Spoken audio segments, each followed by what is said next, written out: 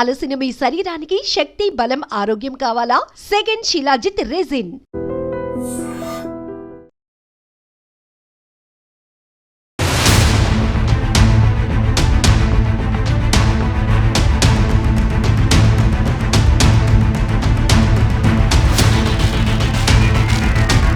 నల్గొండ జిల్లా గుర్రంపోడు మండలంలో దారుణం చోటు చేసుకుంది. మహేష్ అనే ఆర్ఎంపీ వైద్యుడు గుర్రంపోడు మండలం జునూతల గ్రామంలో గత 6 ఏళ్లుగా ఆసుపత్రి నిర్వహిస్తున్నాడు.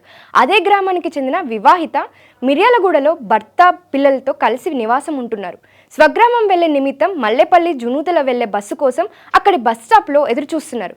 ఆ సమయంలో కారులో వచ్చిన మహేష్ ఆమెతో మాట కలిపాడు.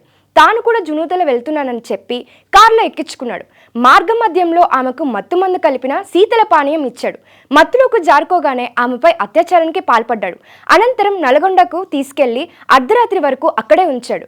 రాత్రి 12 గంటల తర్వాత జునూతల తిరుగు ప్రయాణమయ్యాడు.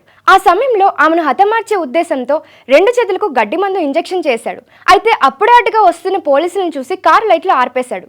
అనుమానం వచ్చిన పోలీసులు ఆరా తీస్తే అసలు విషయం తెలిసింది. స్పృహ కోల్పోయిన మహిళను పోలీసులు ఆసుపత్రికి తరలించారు. కానీ విషం ఎక్కించిన కారణంగా ఆమె ప్రాణాలు కోల్పోయింది. నిందితుడిని పోలీసులు అరెస్ట్ చేశారు.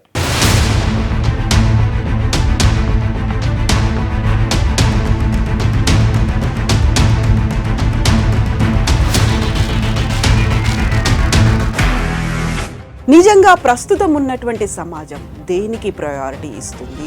ఆర్థిక సంబంధాల చుట్టూ మాత్రమే తిరుగుతోంది. మళ్ళీ ఎన్నికలంగానే చాలా విరక్తి కలుగుతున్నాం. మంచి అనిపిస్తుంది కదా, లేడీస్ కూడా ఛాలెంజింగ్ జాబ్స్ చేసినప్పుడు చాలా బాగుంటది. ట్రాఫిక్ అసిస్టెంట్స్ గా నియమించిన ట్రాన్స్జెండర్స్ అందరితో సాల్యూట్ చేయించుకుంటున్నారు. ఫుడ్ డెలివరీ ఇవ్వటానికి వెళ్ళినటువంటి డెలివరీ బాయ్ అనిల్ పై కళ్ళ ముందు